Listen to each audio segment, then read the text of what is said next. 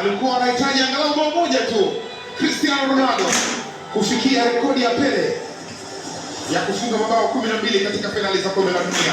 Lakini kikubwa zaidi ambacho Ronaldo atakumbukwa na anaweka rekodi katika michuano hii, ameingia akizitafuta rekodi kadhaa, lakini mbili amezipata.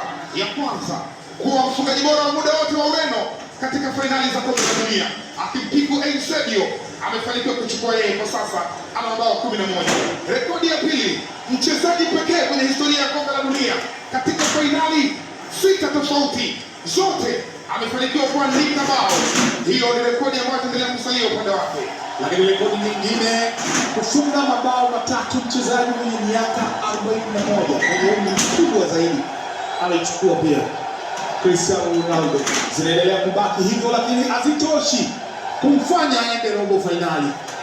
Ni Hispania kupitia Merino ndio wenye furaha kwa sasa kwenye michezo mitano ambayo tayari wameshacheza.